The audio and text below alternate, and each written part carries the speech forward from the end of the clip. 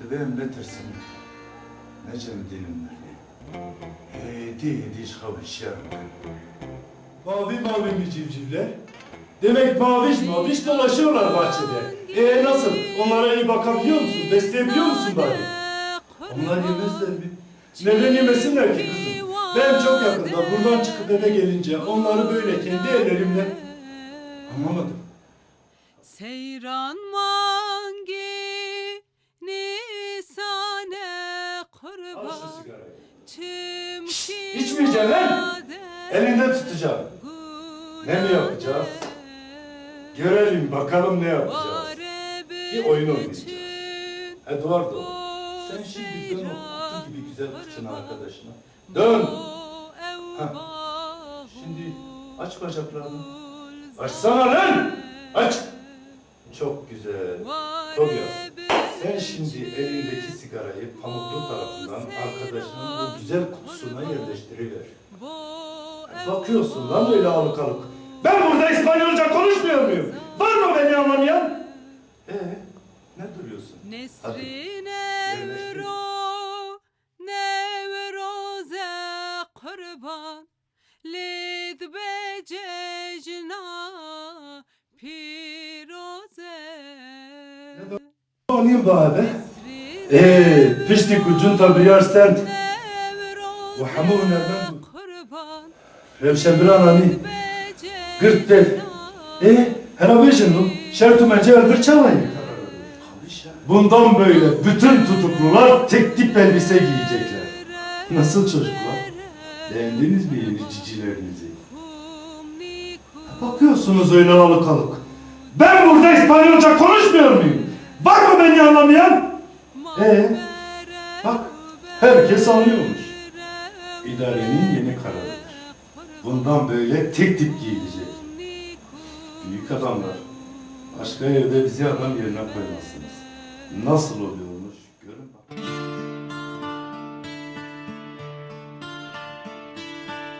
استنگ زارین بشی ددل خوی استی خورده بخید و آزارم که دیدکم تو کس مزانه پنج شیر چادا که زبامن جنابم دستیه آبت کنیم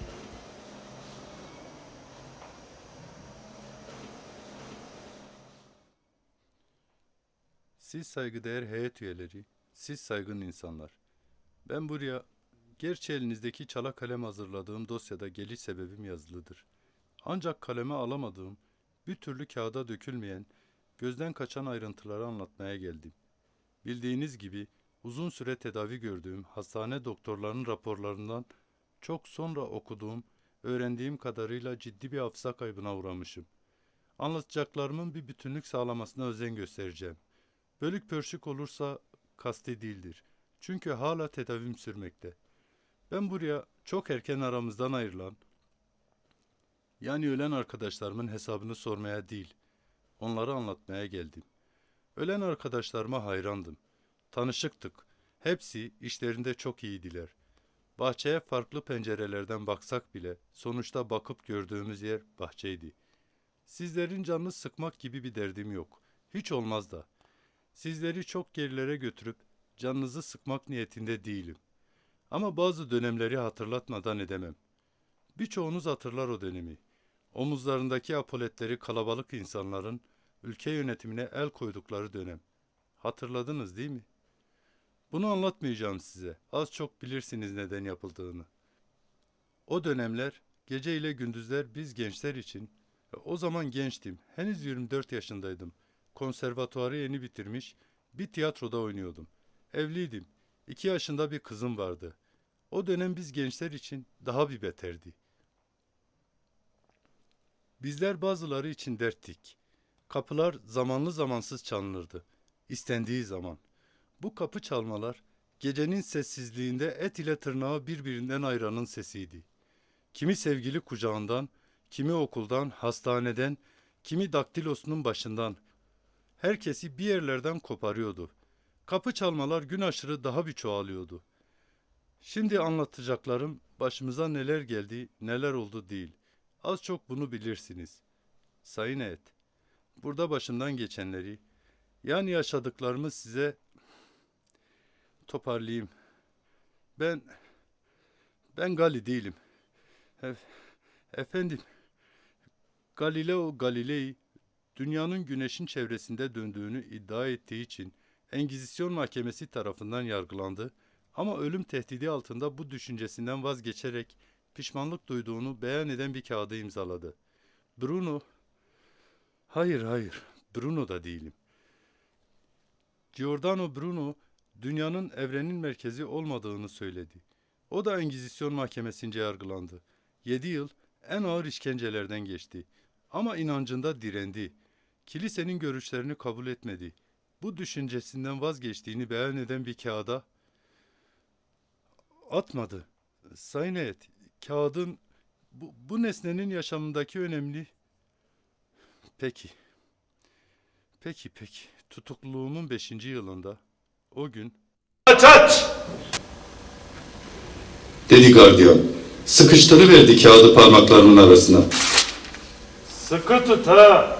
Düşürme sakın. Bununla silersin kıçını. Zaten 40 yılda bir görüşe çıkıyorsun. Ananla kızın geldi görüşe. Onların yanında temiz ol bari. Al. Yetmezse bununla da silersin kıçını. Bak şuraya koyuyorum. Uzanır alırsın. Nasıl olsa 2 dakikan var. Dışarıda kelepçeyi çıkarmışlardı. Ama içeri girer girmez beni bileklerimden boruya bağladılar bir iple. Klozete oturamıyordum tabii. Gardiyan geri döndüğünde... Biliyorum vakit doldu ama bak yetişemiyorum. Bak ne kadar var yetişemiyorum. Gardiyan bir baktı sonra çekip gitti. Yeni bir talimat almalıydı besbelli. Anladığım kadarıyla asker bu durumu başçavuşa nakletti. Başçavuş teğmene, teğmen nöbetçi yüzbaşıya, nöbetçi yüzbaşıysa en yukarıya. Bir süre sonra ben böyle tuvaletin üstünde tünemiş kalmışken askerler rap komutan başta olmak üzere dolu verdiler helaya. Hücre cezasına çarptırılan Mauricio Varela talimatınız üzere her ada bir boruya iple bağlanmış olup ihtiyacını görememektedir komutanım. Bana bakın. Beni bunun için mi çağırdınız bu kenefe? Yani şimdi siz bana, komutanınıza biz bir tutukluyu sıçtıramıyoruz. Bunu mu demek istiyorsunuz? Tutuklu talimatınız üzere her ada bir boruya 25 santimlik iple bağlanmış olup ihtiyacını görememektedir komutanım. Hani bunlar her işi becerir, her boku yerlerdi. Ha? Ayakta sıçsın o zaman görelim komünist pezevenk. Tutuklu denemekte ama yapamamaktadır. Ya, ölçün bakalım. Ne kadar gerekiyorsa o kadar uzatın ipi. İp talimatınız üzere 44 santim uzatılmıştır komutanım. Rap. Sayın heyet, onlar gider gitmez. Gazete. Bir gazete ama aylardır ilk defa şöyle rahatça oturarak bir klozete bana verilen ek süre bitmiş, görüş vakti gelmişti. Aylardır ailemle görüştürülmüyordum. Ama onlar hep gelip gidiyorlardı. Beni götürmeye gelen gardiyan ipi çözdü. Dön arkana. Bu seferlik kelepçe vurmasın. Kızım beni böyle görmese. Sayın heyet, şöyle bir hesap yaptım yürürken koridorlarda. Ailemin beni görmeye geldiği yer 375 kilometre ötede. Bir o kadar da dönüşleri tabii. 2 kez geldikleri hesap edilirse bu 5 yılda 90.000 kilometre eder. Bu da dünyanın çevresinde 2 tur atmaya denk düşer. Artık görüş kabinindeydim. Gabrielita. Dayı.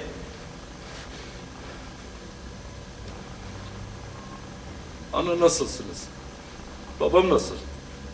Ben çok iyiyim. Burada bize çok iyi davranıyorlar.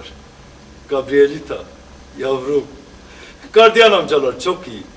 Kızım ne kadar gençleşip güzelleşmişsin. Tıpkı genç bir kız olmuşsun. Ne? Civcivlerin mi var? Mavi mi dolanıyorlar? Demek maviş dolaşan civcivlerin var bahçede. Nasıl? Onlara iyi bakabiliyor musun? Besleyebiliyor musun bari? Onlar yemezler mi? Neden yemesinler ki kızım?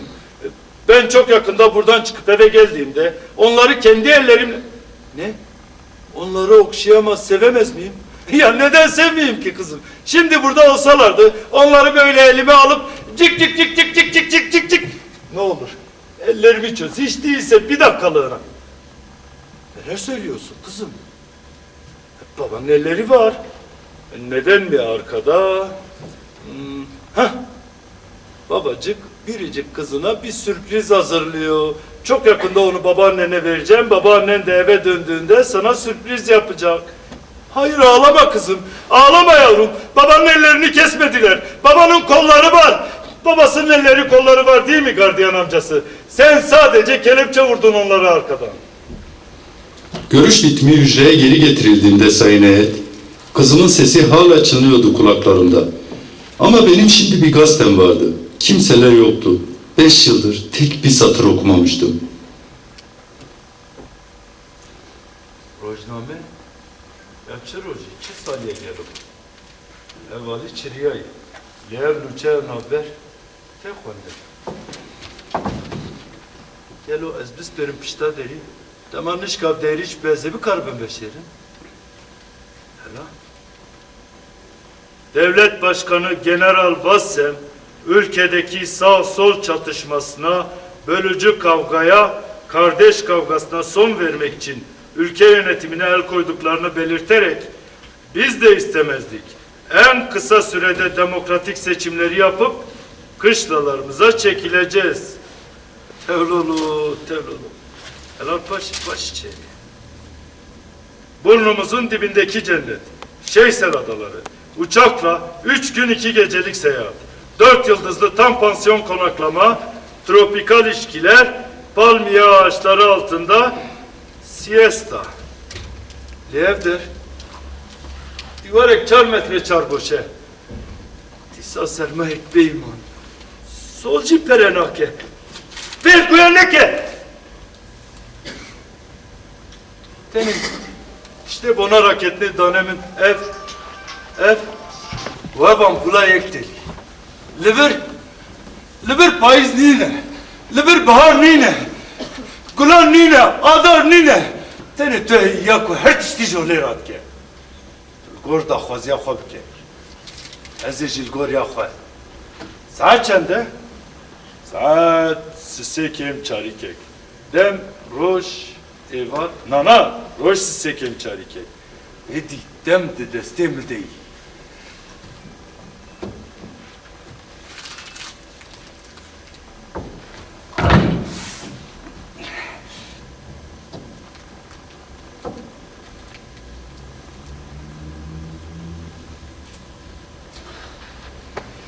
İştale. Neçibe? Meşava tropike. Kanabe terahut tice proteini.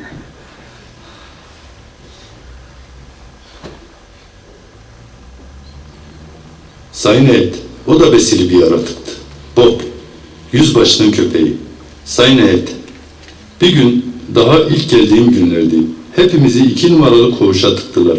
Bir sabah önü büyük bir koridora açılan, biz parmaklıklar arkasından merakla bekliyorduk. Neden getirdiler bizi buraya? Ne olacak derken gardiyanlar sürüsü 2 koldan yarım bir daire oluşturmaya başladılar. Onların önünde Adolfo duruyordu şimdi. Adolfo bizim baş gardiyan. İnce, uzun boylu, tilki suratlı, oyunbaz bir adamdı. Bir de yanında köpeği vardı. Bob. Bob. Dedim ya besili bir hayvandı. Çünkü babacığı onu hep etle beslerdi. Hem de çiğ etle. Şimdi düşünüyorum da aralarında garip bir ilişki vardı. Bob. Bob babasının dediğini hiçbir zaman iki etmedi. Derken tutuklulardan ikisi Eduardo ile Tobias getirildi, ortaya bırakıldı. Bedavaya tiyatro mu olur lan? Gardiyan, kap şu beleşçi seyircilerden 2 sigara. Uçları pamuklu olsun ama. Biz de avantamıza bakalım değil mi ya? Parmaklıklardan zorla 2 sigara uzatıldı. Adolfo sigarayı dudaklarının arasına koydu. Yak! Önce keyifle birkaç nefes çekti. İndirin. Pantolonlarınızı indirin. Biz şaşkın şaşkın bakıyorduk. Anlayamıyorduk. Korkuyla bakıyorduk. Ama daha çok o ikisi. Eduardo ile Tobias. Tobias yavrucuğum, al şu sigarayı. Şşt, içmeyeceksin lan. Elinde tutacağım. Ne mi yapacağız? Görelim bakalım ne yapacağız. Bir oyun oynayacağız. Eduardo, yavrum sen o kutu gibi güzel kıçını dön bakayım oyun arkadaşına. Dön dön dön. Hah, aç bacaklarını. Diz çek lan. Çok iyi. Tobias yavrucuğum, sen elindeki sigarayı pamuklu tarafından arkadaşının o güzel kutusuna yerleştiriver bakayım. Ne bakıyorsun oğlum alıkalı? Ben burada İspanyolca konuşmuyor muyum? Var mı beni anlamayan? Hadi. Burada herkes hünerini gösterecek. Burası er meydanı. Herkes yeteneğini gösterecek. Hadi düşürme, kıracaksın. Yerleştir. Çok güzel. Sakin ol Bob. Yapacak. Abisi yapacak. Hem de hemen yapacak. Hah. Çok güzel. Şimdi Eduardo, sen kıçındaki sigarayı düşürmeden yavaşça dön bakayım oyun arkadaşına. Dön dön. Hah, Tobias, aç bacaklarını, diz çök lan. Eduardo, sen de elindeki sigarayı pamuklu tarafından Tobias'ın o güzel kutusuna yerleştiriver bakayım. Yerleştir. Dön, kıracaksın, düşürme. Sen de sık kendini biraz. Çok güzel. Bravo. Bravo ya. Ya bunlar çok iyi ya. Bunlar çok yetenekli ya. Evet, şimdi ikiniz de kışlarınızda birer sigara tüttürüyorsunuz. Ama bizim esas istediğimiz kışlarınızda sigara varken dizler üstü tüttürü götlü voltalar atmanız. Hadi volta! Volta! Tobias yavrucuğum, sen neden düşürüyorsun kıçındakini yere? Ama bak şimdi sana katıksız 10 gün hücre cezası vermek zorunda kalacağım. Hayır, ben de istemiyorum. Ya ağlama ya, bizi de ağlatacaksın, ağlama. Sakin ol Bob. Abisi kesecek ağlamayı. He? Duydunuz mu? Arkadaşınız Tobias yaşlanmış, kıçı laşkalaşmış, tutmuyormuş. O zaman seninle kas geliştirme çalışması yapmamız lazım. Ama daha geniş bir malzemeyle. Gardiyan, yavrum getir oradan o jimnastik malzemelerini. Oo. Sakin ol evlat. Gardiyan Adolfo'ya anlamsız baktı. Adolfo'nun konuştuklarından bir şey anlamadığı her halinden belliydi. Belli ki bu Adolfo'nun yeni bir oyunuydu. Ne bakıyorsun oğlum alakalı? Ben copu diyorum, copu. Hah. Ya arkadaş, ben bunları adam edemedim. Ben bunları adam edemedim bir türlü. Ya size kaç defa diyeceğim. Bunlar da bu memleketin evladı. Öyle kuru kuru olur mu? Yağla da getir. Bol zeytinyağıyla. Ha şöyle. Hadi. Şimdi geç arkasına. Adam gibi usul usul kayı versin. Gel lan buraya. Oğlum paralayacaksın adamın başını götüne. Öyle olur mu lan? Tam böyle usul usul tadını çıkara çıkara. Hadi aslan. Hadi koçum göreyim seni. Ah. Şuna bakın. Yerlere atıyor kendini. Vay orospu vay. Vay kaltak vay. İsterik karılar gibi cilve mi yapıyorsun lan? Ha? Bak beni bu kadar seyircinin önünde rezil ediyorsun. Ama benim rezil olmam önemli değil. Yeter ki şu Bob üzülmesin. Sakin ol evlat. Ha bunu beğenmedinse başka oyunlarımız da var. Öl oyunu var. Birbirini okşama oyunu var. Şifalı banyo oyunu var. Çek var. Dövüş oyunu var. Can, cin, çong. Tamam lan. Çıkarın şunun şeyinden copu. Ya biliyor musunuz? Aslında Tobias haklı ama biz anlayamadık. Eşek kafa. O da insan. Hakikisini istiyor çocuk. Şey değil ki. Tobias yavrucuğum. Şimdi sana öyle bir şey yapacağım ki. Yani bana gelip ya baş gardiyanım ben bundan da bir şey anlamadım. Tatmin olmadım dersen sana kafadan 3 gün helaya çıkmayız diyor. Sözüm söz. Buradaki herkes şahit. Gardiyanlar da, Bob da. Ama önce şunu bir görelim. Eduardo, kalk lan. Sana erkekliğini ispat etmek için ilk ve son şans. Ama o ne lan öyle önünde. İzmarit gibi sallanıyor. Silkelen, kendine gel. Erkek ol, erkek. Ha şöyle. Hadi geç arkasına. Bitir işini. Biz de izleyelim. Ya biraz eğleniyoruz şunun şurasında. Yapmayacak mısın? Yapamayacaksın. Peki lan, dön yüzüne Eduardo. Tobias yavrucuğum, hadi geç şunun arkasına da göster dünyanın kaç bucak olduğunu. Demek sen ne yapmayacaksın? Bob, bunlar var ya,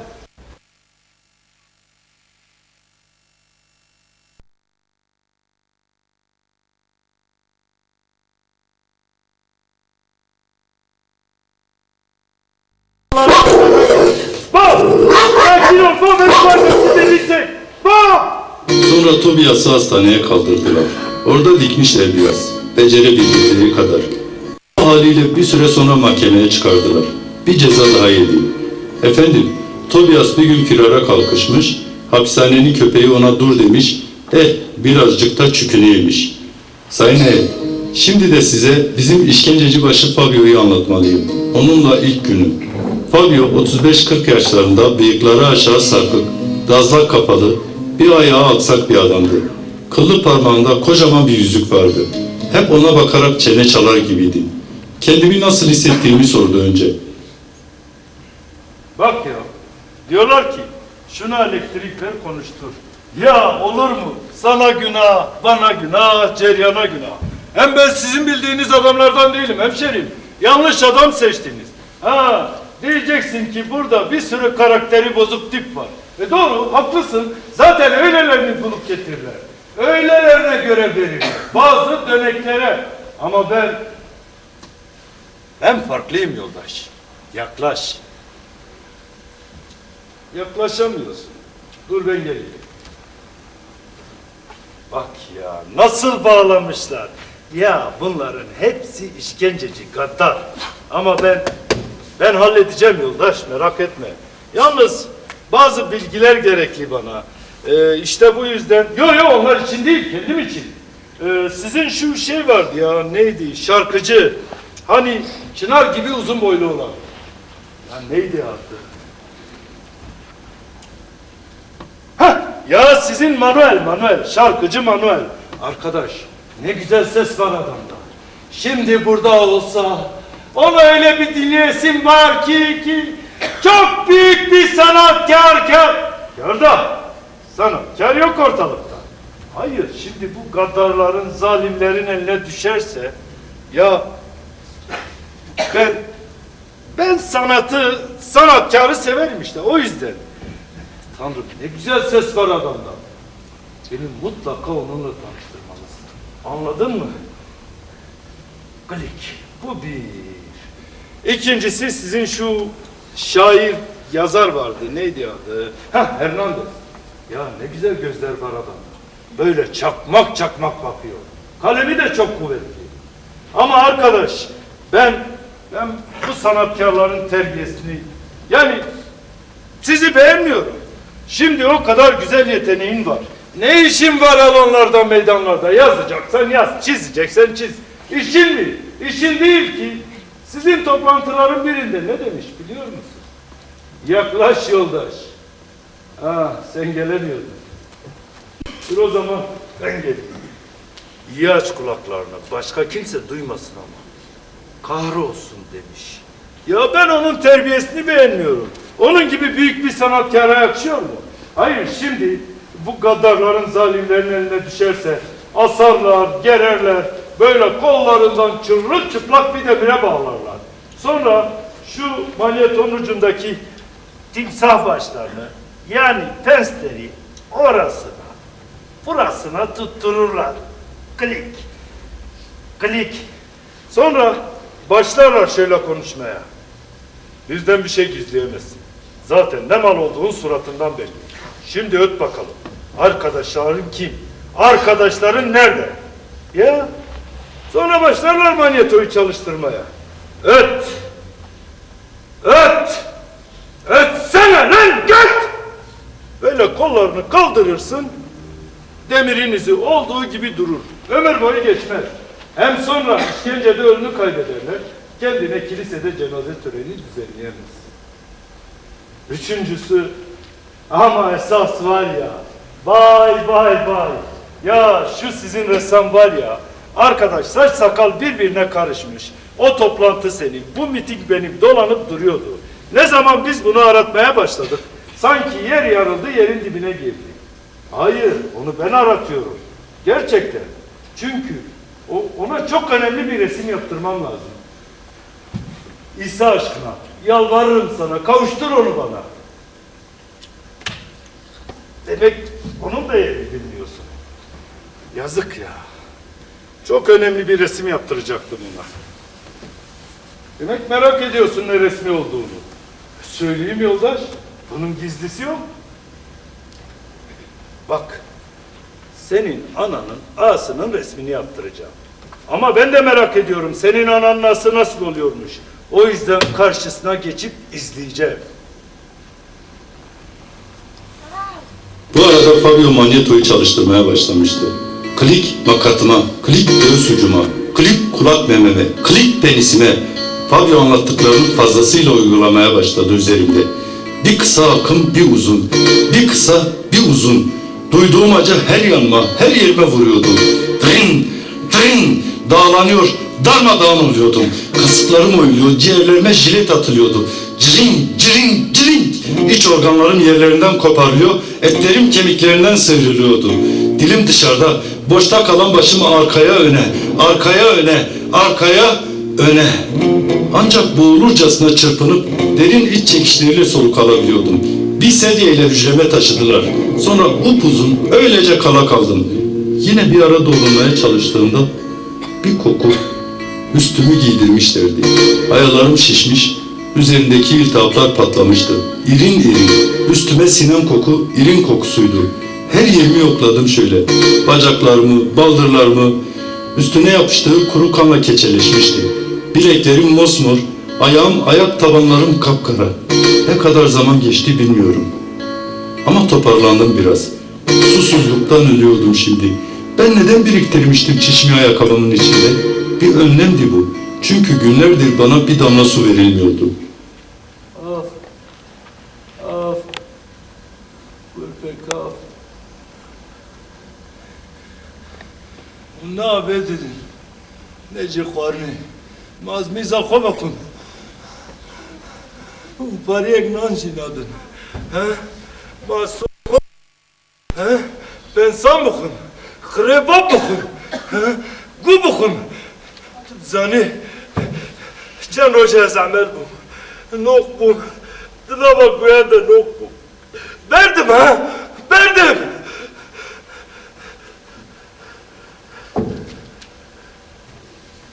Hevalo. Cilanem ne aletini diyor. Boşyarı şerbike. Boşyar biçi. Bu işkenceler, bu hücre, bütün bunlarda asıl amaç sizi size düşürmektir. Zayıf yanınızın üstün gelmesini sağlayarak sizi ağır, ezici bir yalnızlık, hiçlik duygusuna sürüklemektir. Bütün her şey bu amaca hizmet edecek biçimde düzenlenmiştir.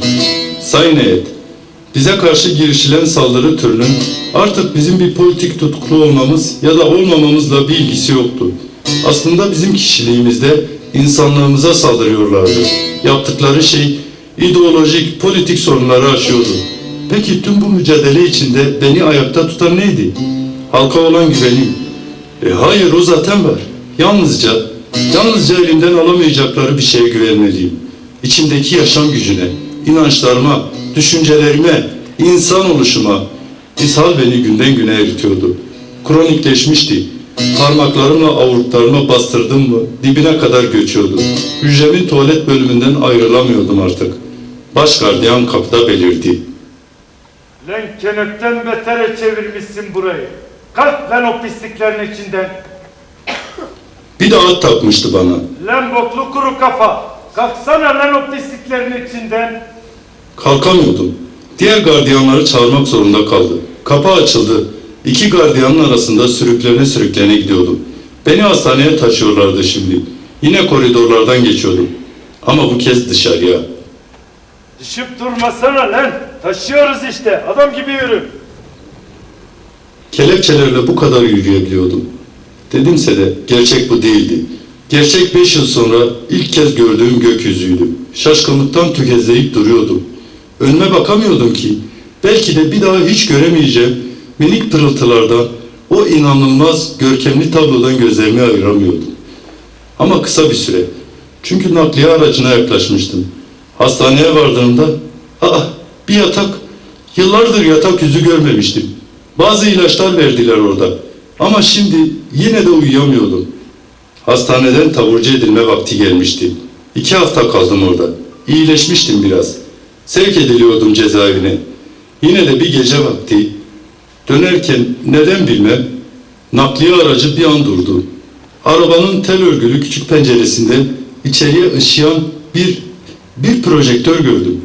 Hapishaneye varmıştık da nöbetçi kulesinden avluyu mu tarıyorlardı acaba? Ama yok, olamazdı.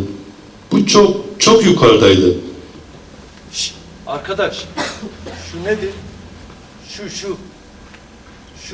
Şu projektör. Ay. Ne? Ay. Evet, bunu tanıyamadığım, ay olduğundan emin olabilmem için yanındakinden sormam gerekmişti. Beni yine aynı hücreye mi vereceklerdi? Uzun koridorları geçtik. Demir kapı açıldı. Hepimiz birbirimizi tanıyorduk. Gözetleniyoruz diye tanımıyor gibi davrandım. Sonra gözetemediğimizi fark ettim. Manuel musicien Viscar Hernandez.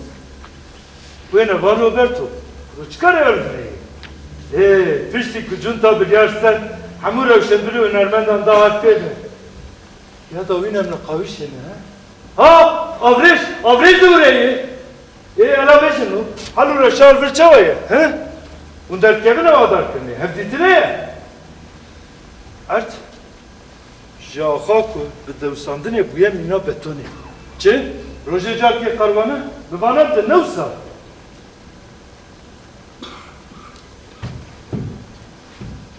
Var gelek nendare. O tonek biz. Kura Hernandez. Tecil vejeya divertiştekiler mi sant? Roje kadar ekçay. Lao, cevap ferama karakter jibe. Tane beştine bunu çetire.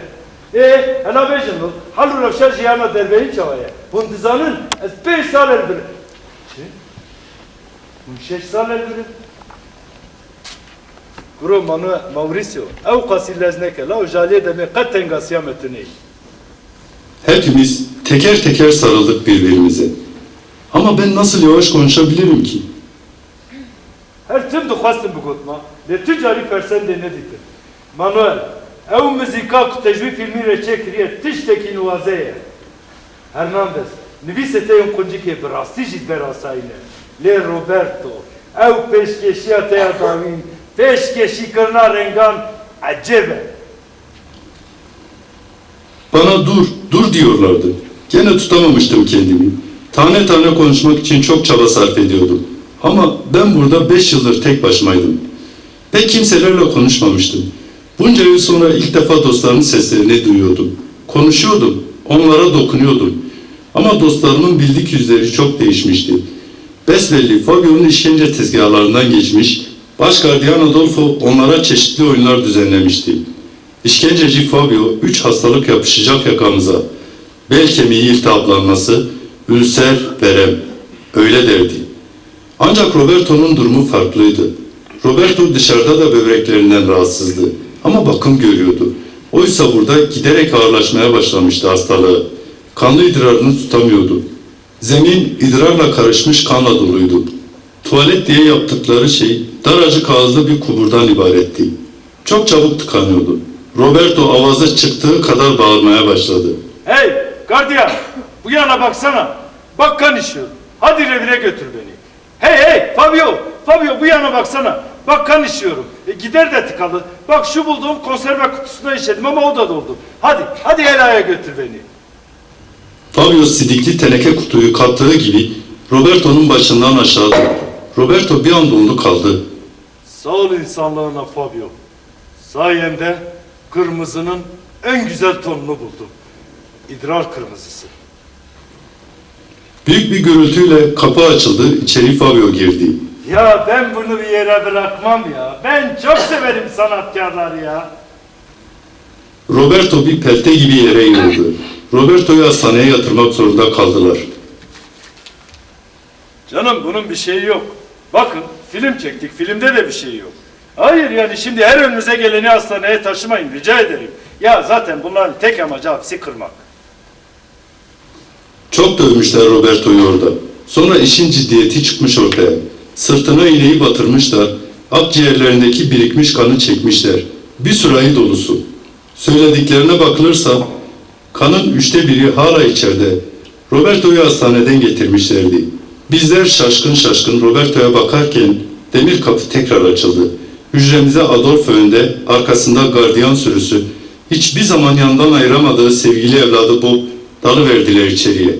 Adolfo'nun alaycı bakışlarından sezinlediğim kadarıyla yine aklından bir oyun geçiriyordu.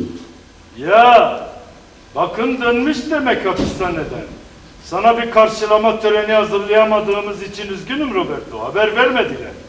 Ya ben çok severim bunu ya. Ya bu çok önemli bir ressam ya. Böyle karşısına koyuyorsun tıpkısını yapıyor. Hatta daha canlısını. Roberto, sana bir havadisim var yoldaş. Ben de resme başladım. Hem de çok önemli bir resim yaptım. Merak ediyor musun ne resmi olduğunu? Ediyorsun. Yaklaş yoldaş. Ha, kalkamıyorsun demek. O zaman iyi aç kulaklarını da beni iyi dinle. Senin ananın ağasının resmini yaptım. İdrar kırmızısıyla. Kızıl pezevenk, ananın ağası, kızıl pezevenk. Senin kendi kanının rengi. Hiç sevmedim bu rengi.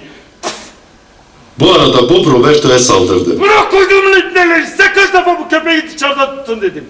Bob, sakin ol yavrum. Sakin ol. Baban sinirlenmedi. Baban Roberto amcanla eğleniyor. Ya bıktım bu hayattan ya. Sıkıldım bu hapishaneden ya.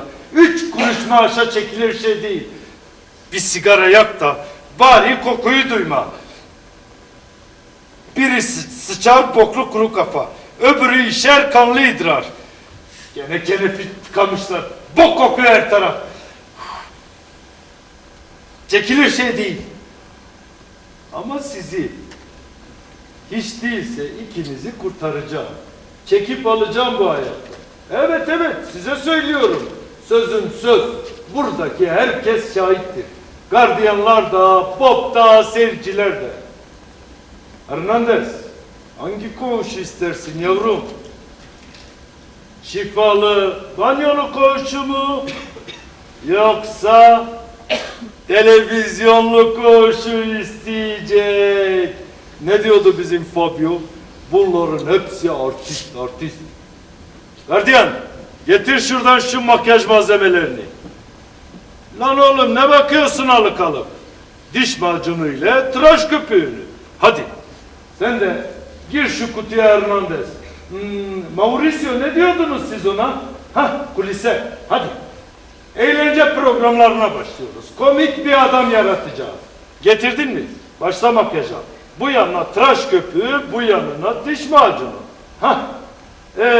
İmkanlar kısıtlı. Burada herkes yeteneğini gösterecek. Herkes hünerini. Mauricio ne diyordunuz siz? Hah. Tiyatro, zor zena. Evet. Zapla bakalım. Başlıyoruz. Ekran karartma. Sansür ha.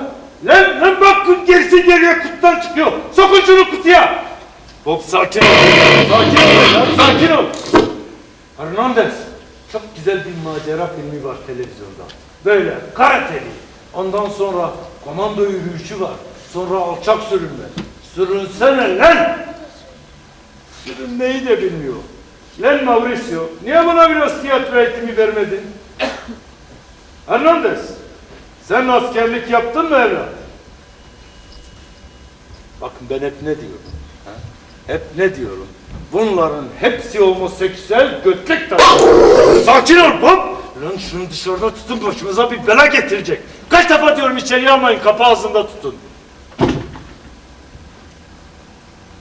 Hernandez, titre, kendine gel lan. Erkek ol. Erkek. Herkül gibi. Ya ben bayılırım o diziye ya. Ben bayılırım Herkül'ün maceralarına.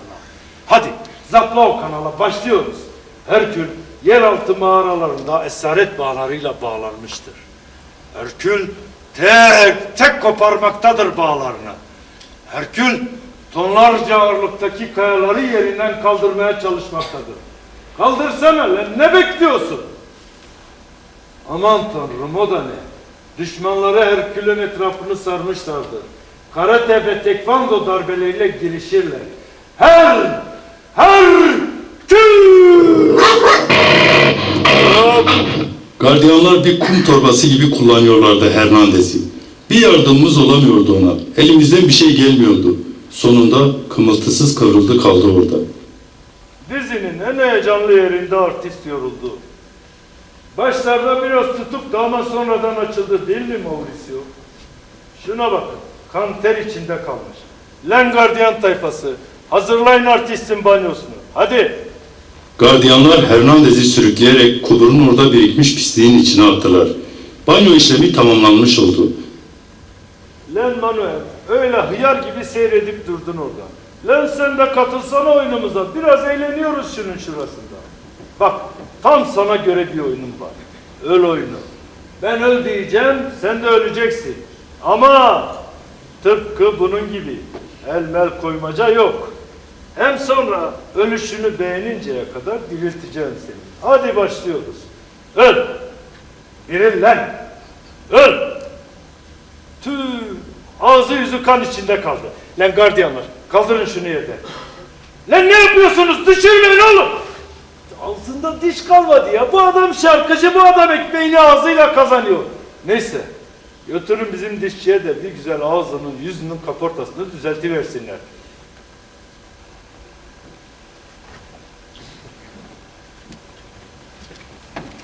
Manuel'i sürükleyerek götürdüler. Fabio, sen dişçi değilsin ki. Benim ağzımda bir şey yok. Dişlerimde bir şey yok. Ya ben çok severim bu şarkıcıyı ya. Ya bu var ya, mikrofonu eline aldı mı alalarda, meydanlarda halkı hop oturtup hop kaldırıyor. Neydi lan? Benim meşhur bir şarkım vardı. Ha? Hah! Edi besse besse. Sen bessin lan Edi. Bak elimde bir sürü diş leblebisi. Avucumda leblebiler. Ama var ya, yani çok teessüf ederim. Yani senin gibi büyük bir sanatkara hiç yakıştıramadım. Ya resmen anırdım bir hayvan gibi. Yani sen anıran tek dişi kalmış bir tavşansın. O zaman ben de baytarım. Ha? Olmaz mı lan? Leblebi 2 avucumda. Leblebi 3 avucumda. Lan leblebi 4 avucumda. Manuel koğuşa getirildiğinde ağzında diş kalmamıştı. Uzun süre konuştuklarını anlamakta güçlük çektik. Her geçen gün şartlar daha da kötüye gidiyordu. Hava soğuktu. Çok soğuktu sayın heyet. Hücre ile koğuş arasında pek fark yoktu. Her şeyimiz idarenin denetimi altındaydı. Yalnız bir şey hariç. Ona kimse dokunamıyordu. Düşüncenize. İdare tarafından üzerimizde oluşturulan psikolojik savaşlar güvensizlik rüzgarken kasırga olmuştu. Hiçbirimiz birbirimizle konuşmuyorduk. Göz göze gelmekten ürküyorduk. Görüşe zaten çıkarılmıyorduk. Bir 4 duvar vardı, bir de biz. Gardiyanlar günde bazen 5, bazen 6 defa gelip büyük hortumlarla koğuşu suluyorlardı. Sular içindeydik.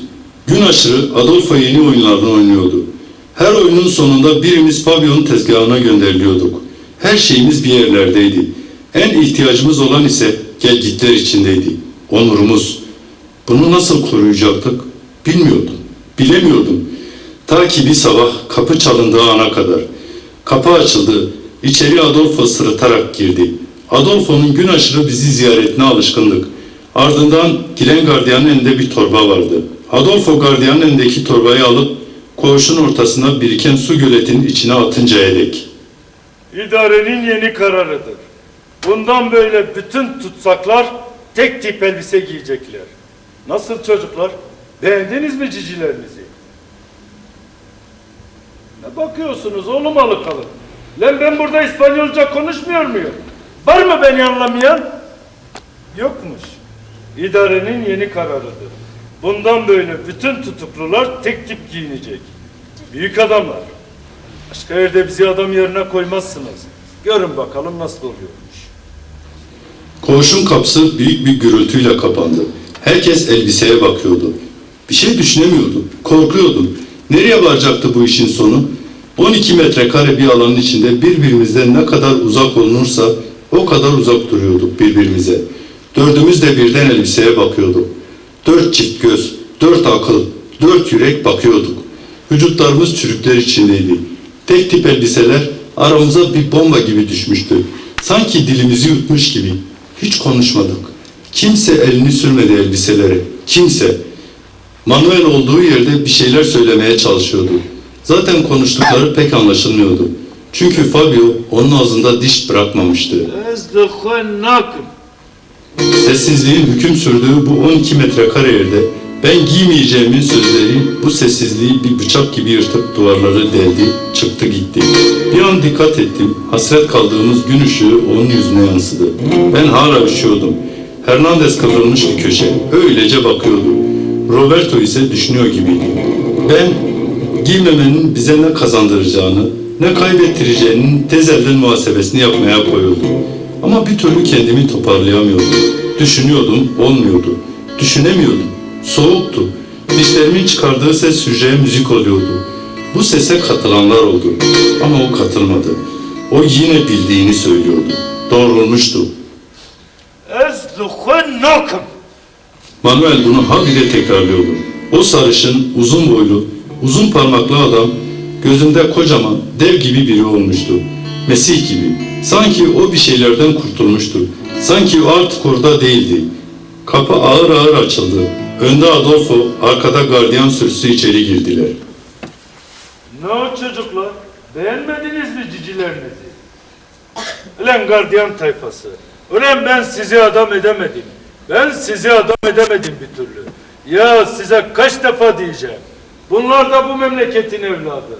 Hem de iftihar vesilesi. Hadi bir güzel üstlerini başlarını soyun yıkayalım. Sonra giysinler bu temiz şeyleri. Hadi. Hah. Çok iyi. Gel lan buraya.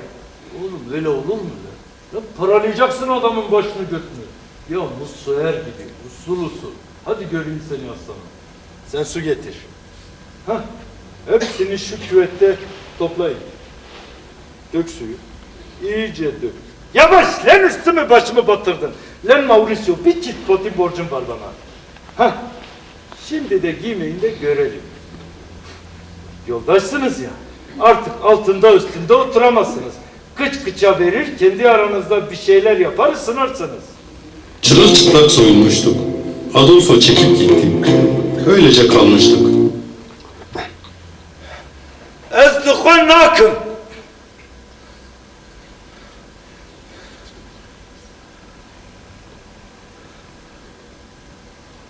Onu din eme gelek demil birdir. Raste. Dedem cev şermleke. Maçma ame şermleke. Yek maniye bir refşi bira şermleke. Kuru.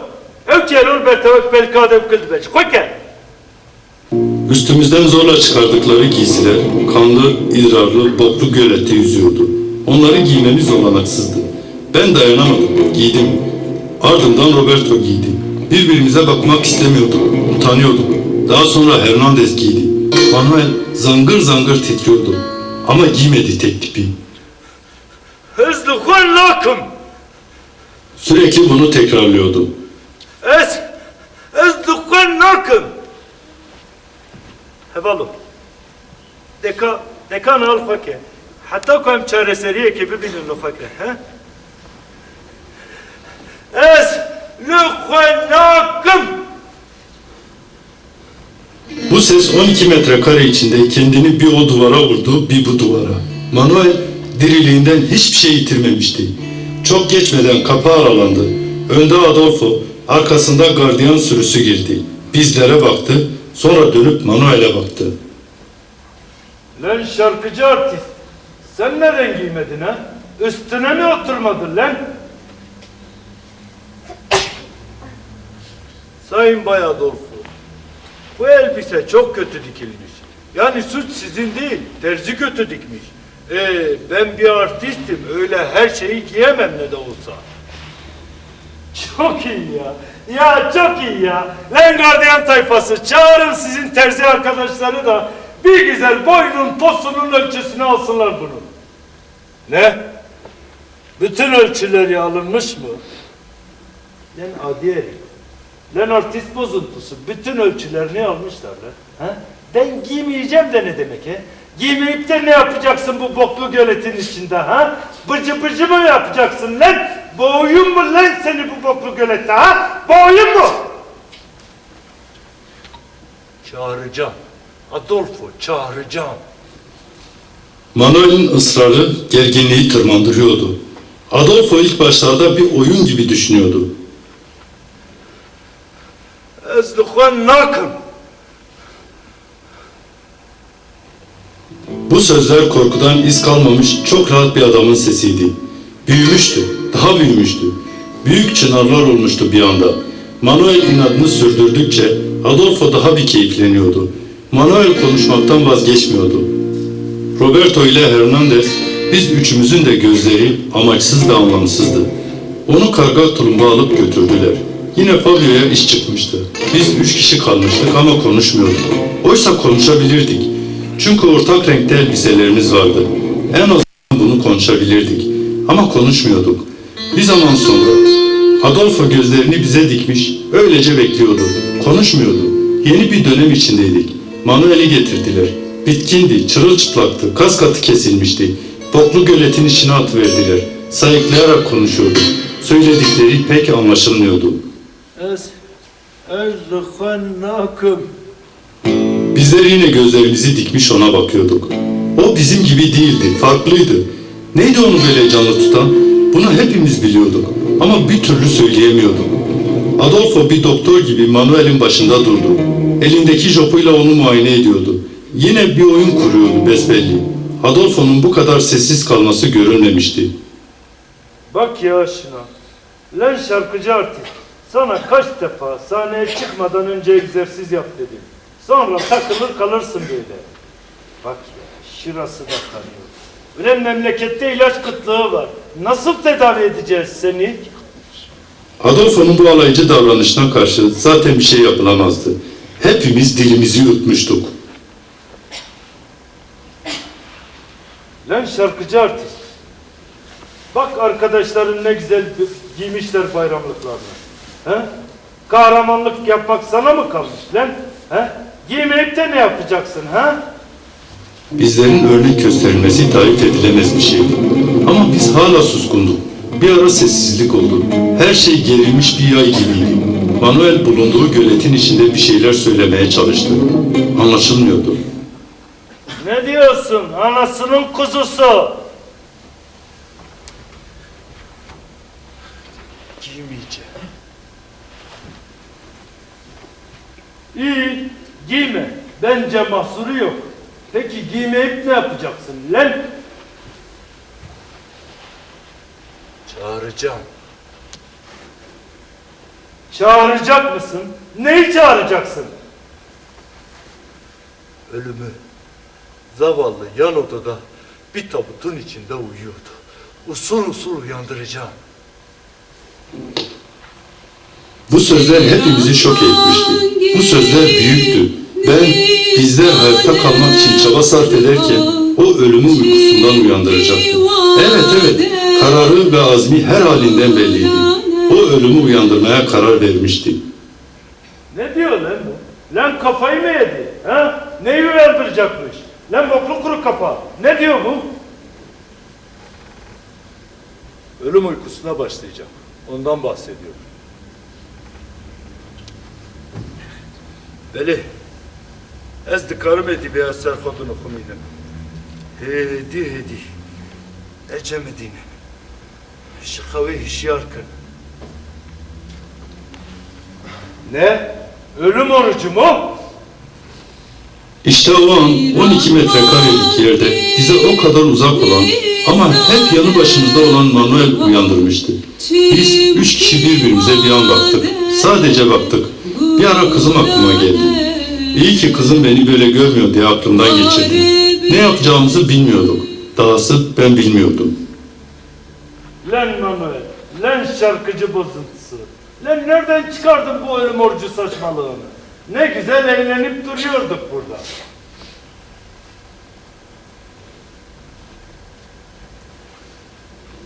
Biz üç kişinin aklından geçen çok sorular vardı. Bir an Adolfo'nun tavırlarında bir değişiklik olduğunu fark ettim. Oyun oynamıyordu Adolfo. Hava soğuktu. Korku vardı. Bu korku koğuşun diğer köşesinde yoktu. Belliydi. Orada cesaret vardı. Manuel gülümsedi. Kim bilir aklından neler geçiriyordu. Ben ölümü uyandırdım. Git şartlarımı idareye bildir. Kabul ederlerse o zaman başka. Git söyle onlara. Çok iyi ya. Artistim benim ya. Canım benim. Demek şartlarım varmış. Neymiş şartların? Aslanım benim. İşkencelere, infazlara son verilsin. Tutuklulara savunma hakkı tanınsın. Hasta tutuklular tedavi edilsin. Örneğin Roberto. Ya ne kadar güzel ya. Ne kadar arkadaş düşkünü ya. Başka ne yapabiliriz bu boklu kuru kafalar için ha? Başka bir arzunuz var mı senyor?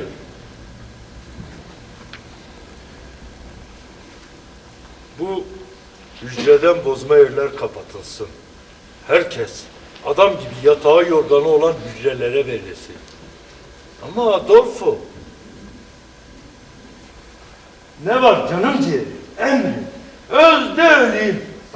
Başka bir şey istiyor musun? yazmıyorsun. Unutacaksın bunları. Ya sen söyle ben aklımda tutarım. Söyle başka bir emrin, başka bir arzun var mı?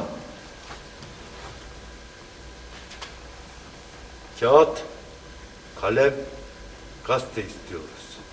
Bir de haftada bir banyo. Ama gerçek banyo Adolfo. Ya çok iyi ya. Ya bitiyorum bu artiste ya. Başka? Ha? Başka senin için ne yapabilirim söylüyorum. Başka bir arzun, bir emrin var mı? Küçük bir şey daha. Bir de nota kağıdı lazım bana. Ya çok iyi ya. Ya bu müzisyen ya. Müzisyen ya. Adolfo krize girmişti. Histerik kahkahalarını tutamayarak çıktı. Manuel'i göletin içinden kaldırdı. Berbat. Her şey berbattı. Evçi bir yere. He?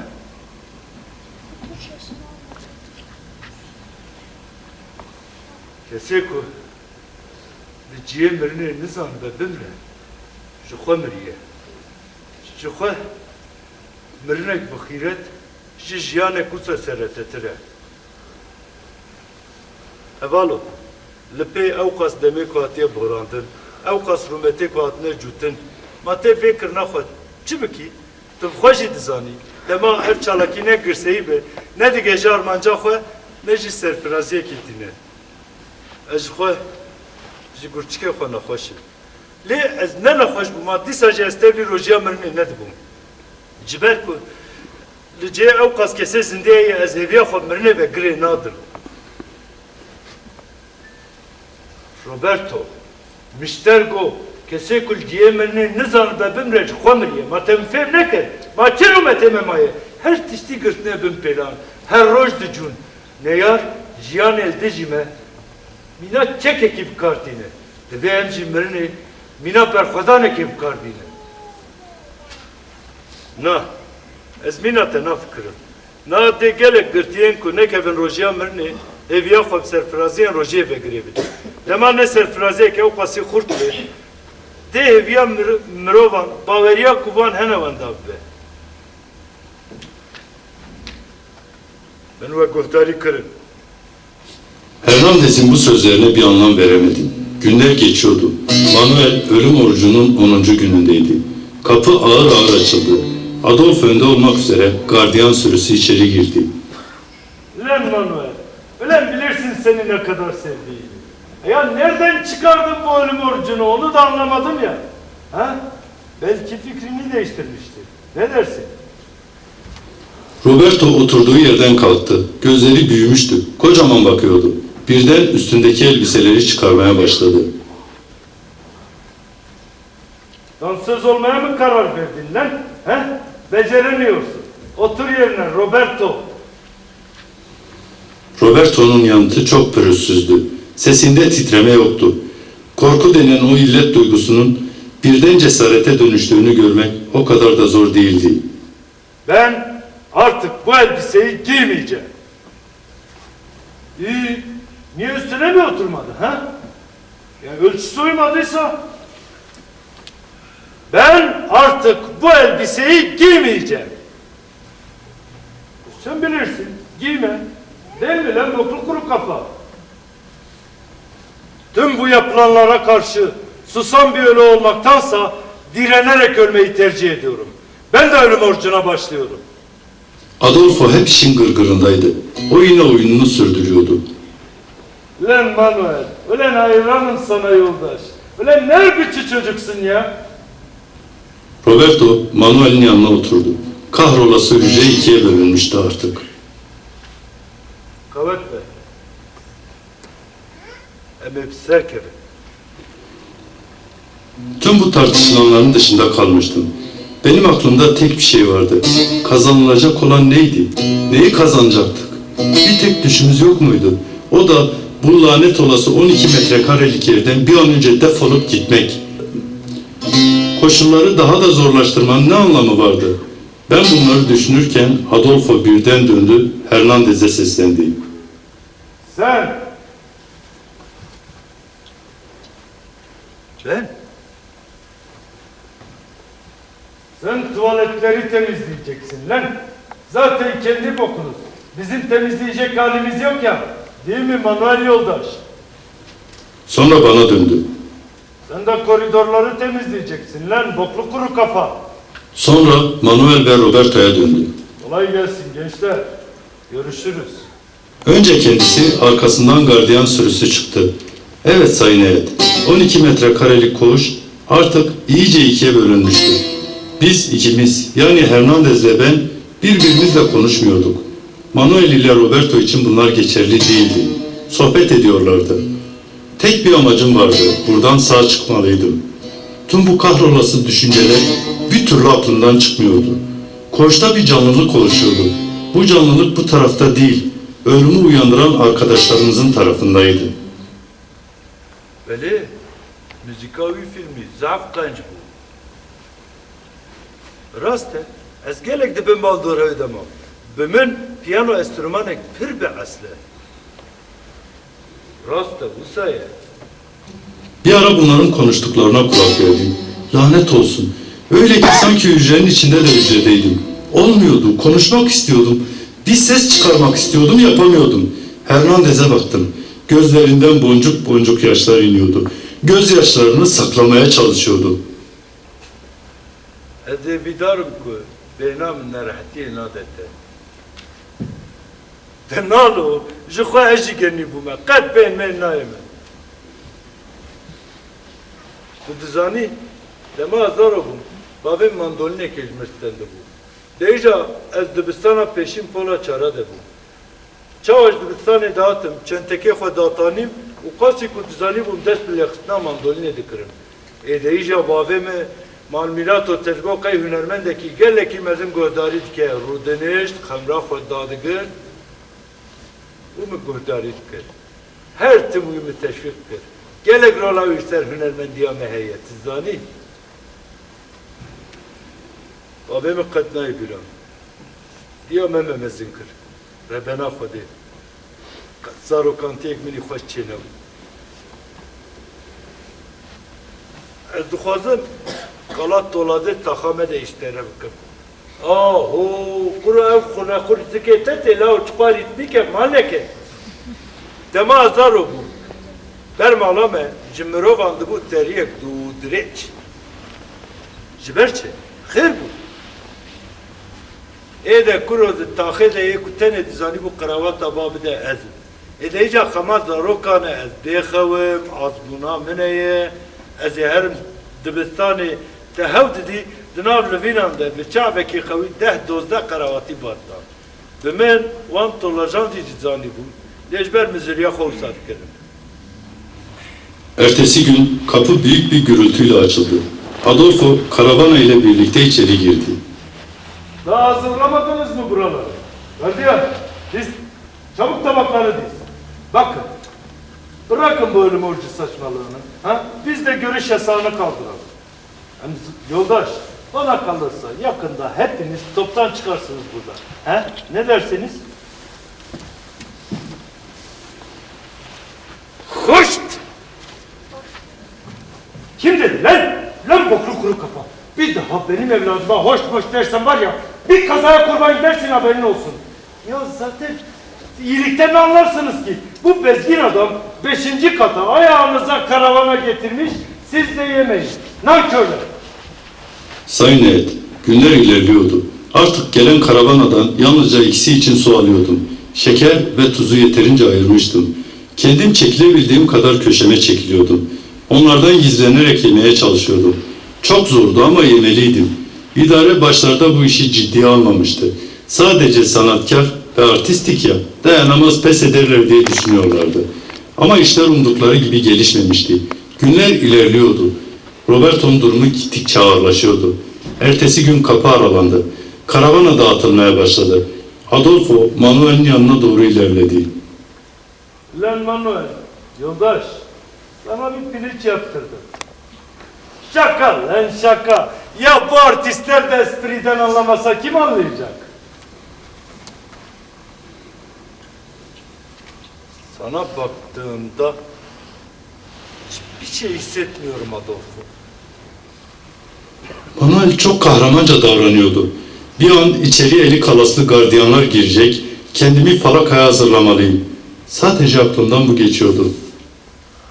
Yani benden nefret etmiyor musun?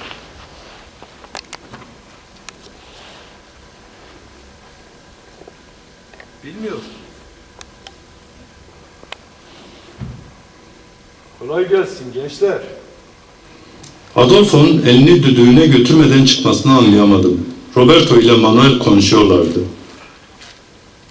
Heroş, geçen ku tevli roja mırnet bin zededi bin. Bemen ded nezik de idare bona bazar kırne vere u mere rune. Raste, miş ki idare bona bazar kırne vere. Bro Manuel, roş bi via vay derbas nabe. Divem cevre müjulaye ke binin. Türkçe zaman dizani. دو یک اسپانیولی یک فرانسوی ارو مالکت ما کات دو لاو اسپانیولیش خو زمانه دایکاتی تو زمانه کی dizani. Hernandez bulunduğu yerden kalktı. Çok disiplinli bir şekilde mazgala doğru yürüdü. Bu yürüyüş uzun sürmedi. Gidip mazgalın önünde durdu. Elindeki yemek tasını döktü. Var gücüyle tası demir kapıya vurmaya başladı. İki metalin buluşması uzun sürmedi. Korkunun hüküm sürdüğü bu sessizlikte iki metal daha sık birbiriyle buluştu. Bu buluşmaya onun sesi de eşlik ediyordu. Gelin de bu lanet elbisenizi alın artık. Ölüm hain uykusundan uyansın artık. Bu sese kısa bir süre sonra diğer koğuşlardan gelen metal sesleri eşlik etmeye başladı. Diğer koğuşlardan sesler yükseliyordu. Sesler gittikçe kalabalıklaşıyordu. Metallerin buluşması akordu bozuk bir orkestrayı andırıyordu. Gelen seslerden tek bir şey anlaşılıyordu. Zerkeptin, zerkeptin, zerkeptin. Böylece Hernandez'le katılmıştı ölüm orucuna. Ben yalnızdım, suskundum. Onlar yine eskisi gibi söyleşilerine devam etmeye başladılar. Bir yandan dil çalışıyorlardı. Çok üşüyordum. Falaka artık bitmişti. Kızımı düşünüyordum. Gece sessizlik hakimdi. Guru Mauricio, tu çima ukasi bedengila? Tu jid kari tebliğe faktına mebbe. De fikrim. Zafer de fikir. Gabrielita de fikrim. Gabrielita? Öyle. Şinorken Gabrielita da fikir.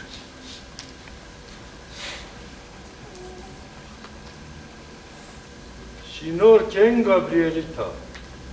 Hem de karın bana ait işteki bükün. Makam içi bükün. Şinorken Gabrielita. Hem de karın bonavi bir tüket ciroka benim. Beli, ez ciroka benim. Tu venelki bra Manuelci Murkan keman abi. Günler ilerliyordu Sayın Eğit. Ben arkadaşlarımın bakımıyla ilgileniyordum. Onlar var güçleriyle bir yandan dil çalışıyor, bir yandan da Gabrielita'nın kitabını yazıyorlardı. Bense her ne kadar onları dinliyor gibi görünüyordumsa da yalnızdım. Bir gün kapı aralandı, Adolfo içeri girdi. Lan artistler, lan boşu boşuna çıkardınız ya bu ölüm orucunu, helal olsun size. Bakın bir teklifim var. Bir piliç, anaç tavuk yaptırayım. Ha? Tamam mı? Bir budu sana, gövdesi de Manuel'e. Bu boklu kuru kafaya bir şey yok ama. Ya da tamam değil, size kantinde bir şeyler yaptıracağım. He? Olmaz mı? Yes, Mr. Adolfo. He is very, very funny man. Adolfo'nun kafası karışmıştı. Ne fenası lan? Ben size yiyecekten bahsediyorum, siz fena diyorsunuz. Nankörsünüz oğlum, nankör. Fena demedi Adolfo. Funny İngilizce. Adolfo çok bozulmuştu. Ama biz de birazcık da olsun eğlenmiştik. Ölüm orucuyla ölmek o kadar basit bir şey değildir. En zor ölüm biçimi ölüm orucunda ölmektir. Ölüm ayaklardan, elden başlar. Kansız, soğuk, yavaş yavaş erime. Önce yağlar, sonra kaslar ve beyin. Roberto'nun durumu ağırdı. Ben başucundaydım. Hernandez, bu kadar artistle aynı kamerada gitmek için bilet aldın mı lan? He? Biletsiz olur mu lan? Bir de alay ediyorsun. Yakışıyor mu senin gibi büyük bir sanatkara? He? Hernandez, bir daha bu kadar artistle aynı kamerada biletsiz gitme lan. Ayıp lan. Gel seninle şöyle bir seyahate çıkalım. Hernandez'i karga tulumba götürdüler. Serkeftin! Ya bayılıyorum bu Hernandez'in salaklığına. Serkeftinmiş. Ulan kim kaybetmiş ki sen kazanasın? Ha? Bak boklu kuru kafaya. Sesi çıkıyor mu? Orada duruyor. Usul her söyleneni yapıyor. Anlaşılan Adolfo üzerimizde yeni bir şeyler denemeye başlamıştı. Ölüm orucunun 23. günüydü. Hernandez karga tulumba götürülmüş, Manuel ile Roberto ders çalışıyorlardı. Sanki orada değil de başka bir yerdeydiler. Sayın Eğit, Hernandez'i karga tulumba geri getirdiler. Ağzı kan içindeydi. Bir şeyler söylüyordu. Konuşmaya çalışırken dudaklarının arasından kan sızıyordu. Bakışları insanın iliğini donduracak gibiydi. Roberto bir an Hernandez'e bakmak için yerinden doğrulmaya çalıştı ama olmadı. Dizlerinin bağı çözülmüştü. Tekrar denedi, olmadı. Yerdeki tası aldı, var gücüyle kapıya vurmaya başladı. Avazı çıktığı kadar bağırıyordu. Serkeftin! Serkeftin! Emebi! Serkeftin! Ses kısa bir süre sonra o kadar kısa ki sanki bütün hücreler böyle bir şey bekliyordu. O ses yalnız kalmadı, çoğalmaya başladı. Her taraftan sesler geliyordu. Bu ses yankılanıyordu, özgürdü. Duvarlara çarpıp geri dönmüyordu. Adolfo ürkmüştü. Ne oldu buna böyle? Bu bir geri adım atmaktı. Hernandez'in kanı durmamıştı. Kan tükürüyordu. Tükürdükçe de çoğalıyordu. Çıkıyoruz. Sakin ol Bob. Hadi. Geri çıkıyoruz. Yanındaki sürüsüyle çıkıp gitti. Manuel tüm bunlara seyirciydi. Gece vakti ölüm orucundaki arkadaşlarımızı teker teker karga tulumba alıp götürüp işkence tezgahlarına yatırmaları ilkti. Hernandez gergindi. Emebi serkeftin. Dedi Manuel. Hernandez oturduğu yerde avucunu açarak gösterdi. Bana diranın mının. Xwestin ku tiştekî me bidim xwarin, min nexwar. Xwestin ku bizorê bidin min hemî diranê xwe şikand. Xwestin ku gûb me bidim xwarin. Her şey anlamını yitiriyordu. Her şey anlamsızlaşmıştı. Kimse konuşmadı. Konuşacak bir şey yoktu. Hernandez usulca avucundaki dişleri göletin içine attı. Çenesinde bir değişiklik olmuştu. İnsanın kendi dişlerini sökmesini bırak görmeyi okumamıştım bile. Ama şimdi canlı olarak dişlerini kendi elleriyle söken bir adam vardı karşımda. Sayın Head. Günler ilerliyordu. Manuel bir şeyler mırıldanıyordu. Laşemi, eşemi, baveriyam, laşemi. Tu düzani müçük asiste hez dikir. Haftesi carite düşüştür. Derde xıstim geran. Xarnı hoş bitte dam xarın. Kıncın hoş bitte dikirim. Laşemi, ihanet emeke. Be baveriyam ihanet emeke. Bindest nebe. Emi serkep. Roberto Manuel'e bir şeyler anlatıyordu. Bir öğretmenin öğrencisine davrandığı gibi sabırla bir şeyler tekrarlıyordu. Tamam mere dizbaneki de tüyü zekerinde mi biber edi himbuna vizmani geleki sana. Meret kare hamim bana tıbım bir senavi de bıkar bine. Hala dil çalışıyorlardı. Dama kubbe veda elçiye zişte kerehine. Ben bakmaya çalıştım. Manuel'in ağzından burnundan solucanlar çıkıyordu. Gördüklerim tarif edilemezdi. Manuel bir deri bir kemik kalmıştı. Manuel'in bedenindeki kurtlar artık o bedende yiyecek bulamadığı için terk ediyorlardı. Çok sürmeden Manuel kendini toparladı. Her şey kaostu. O korkuyu söküp atamıyordum. Biri dişlerini kendi elleriyle söküyor, diğeri dil çalıştırıyor. Manuel oturduğu yerde ellerini oynatarak içinde bulunduğumuz durumu notaya döküyordu. Bir yandan da Gabrielita'nın mavişlerine hikaye kitabı hazırlıyorlardı. Koku gittikçe ağırlaşıyordu. Koridorda konuşanlar vardı. Gardiyanlar kendi aralarında konuşuyordu. Dinlemeye çalıştım. Bu katta yemek yiyen var mı? 36'da yalnız bir kişi var. Lan zaten bütün çıban başı onlar.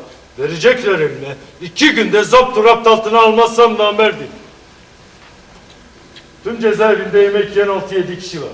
Bu gidişle yakında karavana çıkmaz olur. Çıkmasın. Fena mı? Milli servete yazık. Baksana hepsi 6-7 kişiymiş. Anlaşılan yalnız değildim. Bir yandan da korkuyordum. Ya biz 6-7 kişiyi bir araya getirirlerse, bir yandan iyi, bir yandan kötü. Bir karar vermeliyim. Koca bir cezaevinde herkes ölümü uyandırmış. Bir ben uyutuyorum. Bu düşüncelerimi açılan demir kapının sesi dağıttı. İçeri Adolfo girdi.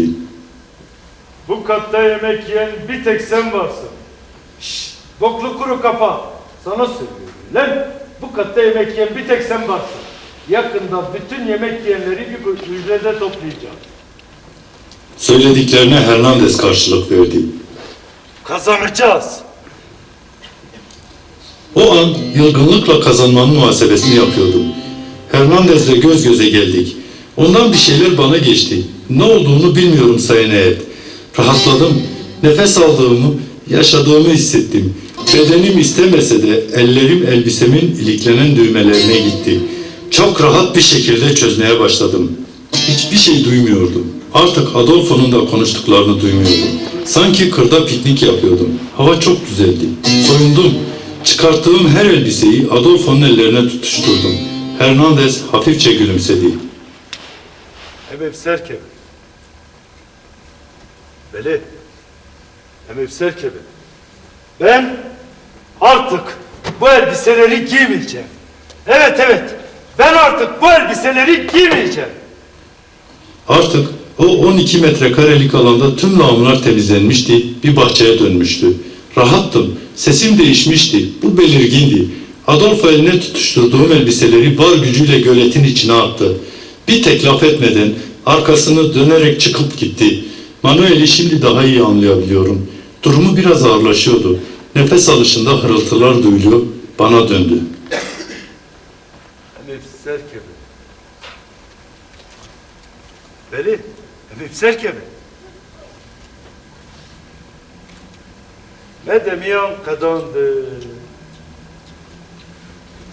Evanım. Tukhazım. Eci tevlihim bu nazmen bidim. Berepim jur bu yanna. Na. Leme latini dizani bu. Hamu klasiken yevnani. Mina kuatne nefisandın fandı. Dil öğrenmemiz uzun sürmedi. Hava ağırdı. Soğuk eskisi gibi değildi. Rahattık. Koridordan ayak sesleri geliyordu. Kalabalık bir sürünün yürüyüşü gibi gümbür gümbür 12 metrekarelik hücremizin kapısını araladılar. Ellerinde kovalar vardı. Kovaları koğuşun içine dökmeye başladılar. Kovalar dışkı doluydu. Keskin bir amonyak kokusu koğuşa hakim oldu. Adolfo mendille burnunu kapatarak Bana bakın lan. İdare ile inatlaşmanın gereği yok. Burada mahkum olan sizsiniz. İdare değil. Hem zaten kimsenin umurunda değilsiniz.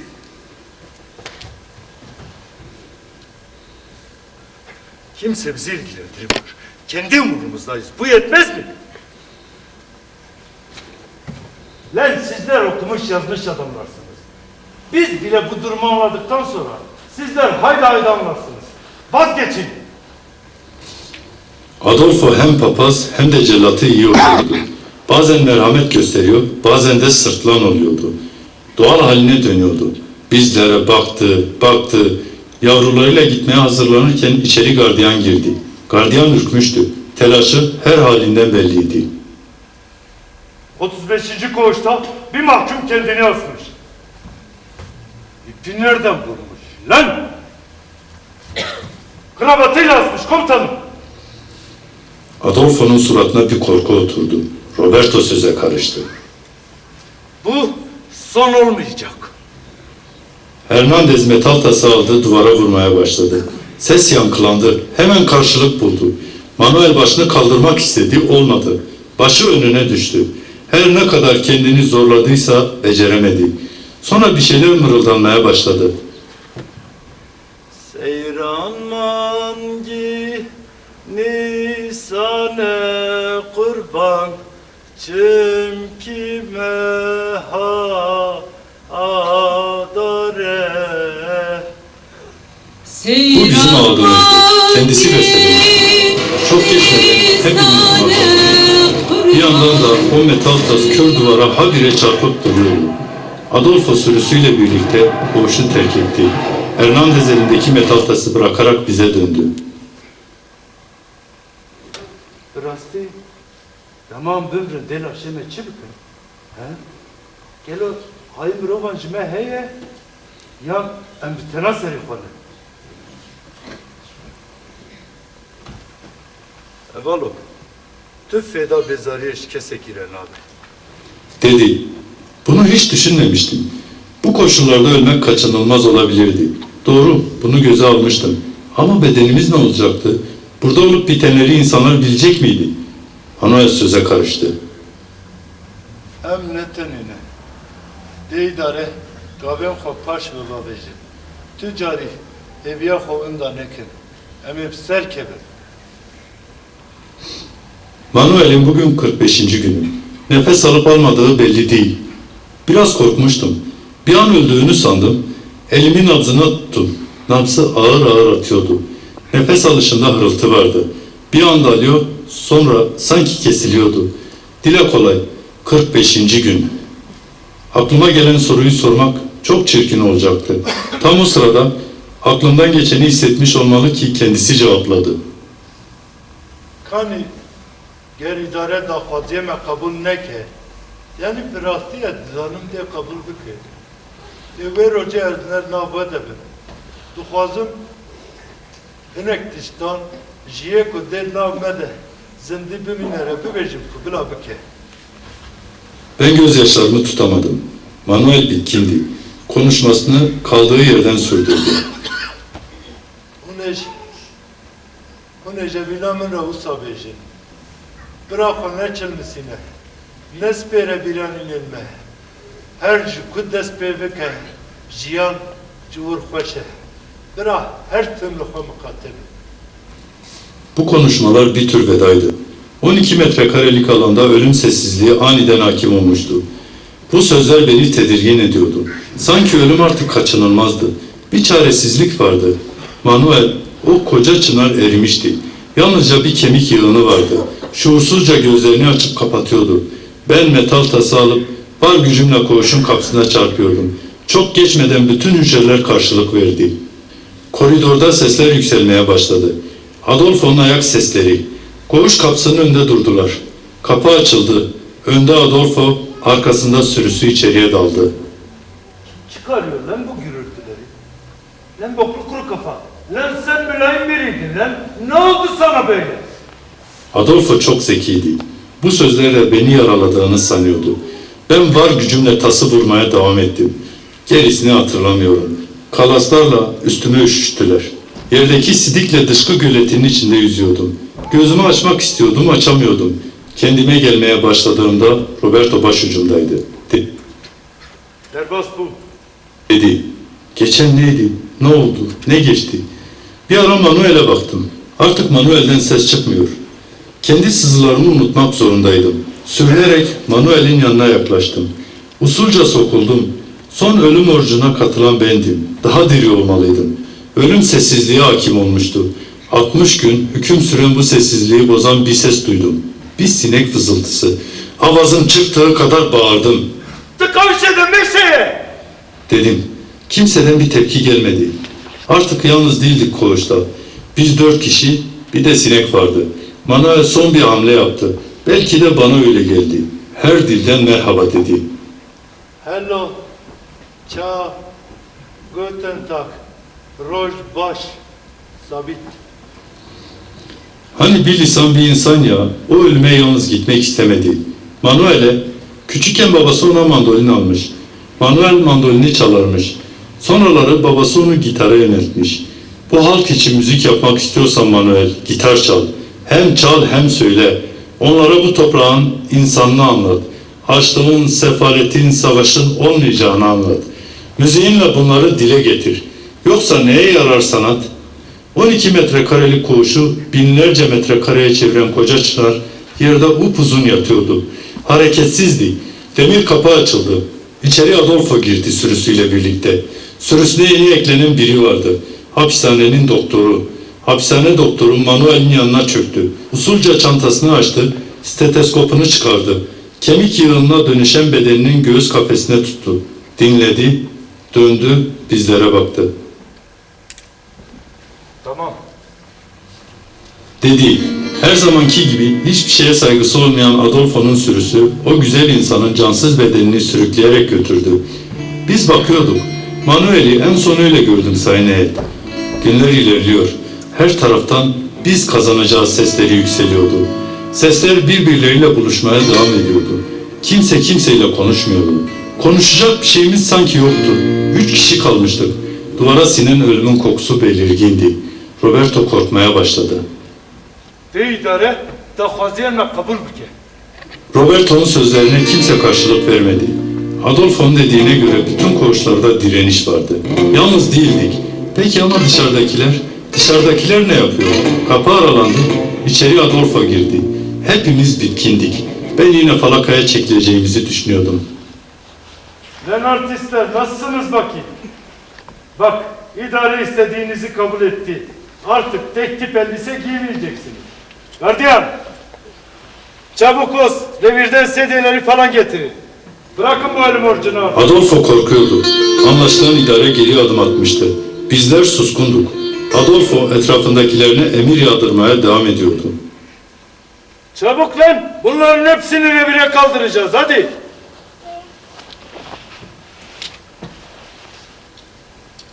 Biz bu şartınızı kabul etmiyoruz. Bütün istediklerimiz bir bütün olarak verilinceye dek sürdüreceğiz.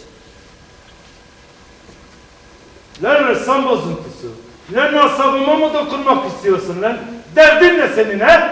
Bugün elbise, yarın başka şeyler. Daha buradayız yoldaş. Ha? Ne acelem var lan? Tadını çıkara çıkara.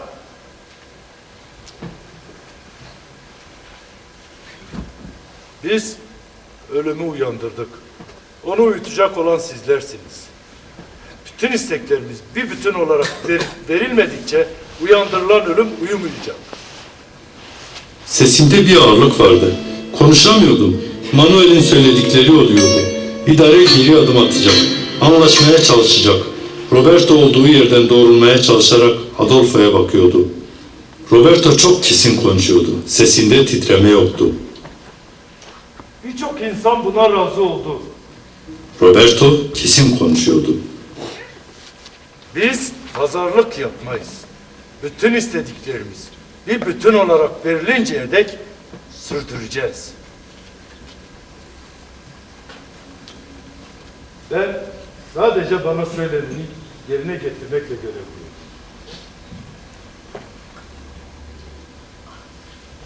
Sana söylenen ne ha? Ne? Cop sokmak mı? Bok yedirmek mi? İşkence mi? Zavallısın Adolfo, zavallı. Adolfo'nun başı önüne düştü. Gözlerini ayak uçlarına dikip baktı. Bir şeyler söylemek istiyordu ama konuşacak bir şey yoktu. Bir tek söz etmeden sürüsüyle birlikte koğuşu terk etti gitti. Kapıyı bu defa çarpmadılar. Sessizlik hakimdi. Roberto mecalsizdi. Bitkindi. Evvelo, rastî mijwe nepirsi. Lêj birî bê rêw çare bona me tune bû. Divê îdare gavên xwe paş li bavêjin. Divê ev şert û mercan bêne serrastkirin.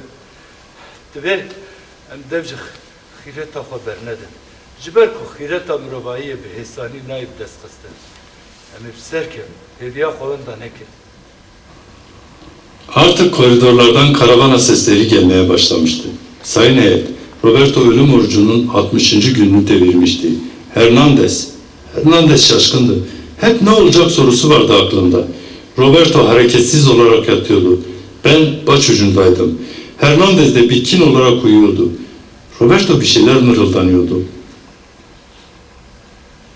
Kanî ger cuda bûyînek bibe. Rastî dayika min vê ku ez dixwazim û rastî wê bê. Zaman durmuştu. Yine o lanet koku kendini hissettiriyordu. Ölüm kokusu. Roberto konuşmasını sürdürmeye çalışıyordu. Nejere bêjim ku mi tu carî tiştekî ku wan şermezar bikin nekirime. Roberto'yu düzeltmeye çalıştı. Olmadı. Nabzı bazen duyuyor, bazen çarpıyordu. Hernandez karavan atasını alıp koğuşun kapısına vurmaya başladı. Vurdu. Karavana sesleri kesildi. Koridorda utanç hakim olmuştu. Büyük ressam, güzel insan Roberto karşında boylu boyunca uzanmıştı. Çok geçmeden demir kapı aralandı. İçeri Adolfo girdi sürüsüyle birlikte. Vazgeçtiniz değil mi? Yine alay ediyordu. Roberto'yu fark etmemişti. Roberto'yu bir an fark etti, geriledi. Doktoru çağırın. Adolfo konuşmuyordu. Kimse konuşamıyordu. İki metalin buluşması hala devam ediyordu. Adolfo orada olmanın utancını yaşıyordu, besbelli. Kapıda doktor belirdi. Geldi, çantasını açtı. Roberto'nun yanı başına çöktü. Aletini çıkarıp göğüs kafesine tuttu. Durdu. Gözüm doktorun gözüne takıldı kaldı. Doktor terliyordu. Avuçlarının arasından bir hayat kayıyordu. O ise bir şey yapamıyordu. Başını önüne eğerek Tamam. bu tamamlar her düşenin ardından söyleniyordu. Tamam, evet tamam. Biz arkadaşımızın önünde saygı duruşundaydık. Adolfo ile sürüsü de saygı duruşundaydı. Sessizlik vardı. Çıt çıkmıyordu. Bu sessizliğin ne kadar sürdüğünü bilmiyorum. Sedye'yi getirin. Sedye gelmişti. Roberto'yu usulca, saygıyla sedyeye yatırdılar. Eğilip onu alnından öptüm. Hernandez perişandı. Yalnız 2 kişi kalmıştık. İkimiz birden söylüyorduk. Emmi serkeftin. Kapı kapandı. Yine suskunluk hakimdi. Ben düşünceliydim sayın heyet. Kadın haçı mı? De kancı. Koridordan yine karavana sesi yükseliyordu. Aniden sesler duyulmaya başladı. Bu sesler 2 metalin birbirine vurularak çıkardığı sesti. Hemen karşılık verdim. Benim de mecalim yoktu. Anlaşılan yalnız değildik. Yine direniş başlamıştı. Cezaevinde değişen bir şey yoktu. Bu ses başka bir şeyi daha işaret ediyordu. Ölüm orucunda olan başka bir arkadaş daha düşmüştü. Sineğin vızıltısı kesilmişti. Belki de ölmüştü. Tüm bunları dışarıya taşıyacak birileri olmalıydı. Burada yaşananları adam gibi anlatacak biri olmalıydı. Koridorda sesler vardı. Sesler gittikçe yaklaştı. Koğuşun kapısı açıldı. İçeri Adolfo girdi. Boklu kuru kafa. Sonra Manuel ve Roberto'ya döndü. Kolay gelsin gençler. Önce sesi, arkasından gardiyan sürüsü çıktı. Evet Sayın Heyet, 12 metre Sayın Heyet. Rahatladım, nefes aldığımı, yaşadığımı hissettim. Bedenim istemese de ellerim elbisemin iliklenen düğmelerine gitti. Çok rahat bir şekilde çözmeye başladım. Hiçbir şey duymuyordum. Artık Adolfo'nun da konuştuklarını duymuyordum. Sanki kırda piknik yapıyordum. Hava çok güzeldi. Soyundum. Çıkarttığım her elbiseyi Adolfo'nun ellerine tutuşturdum. Hernandez hafifçe gülümsedi. Emir Serkeli. Beni. Emir Serkeli. Ben artık bu elbiseyi giymeyeceğim. Evet. Ben artık bu elbiseyi giymeyeceğim.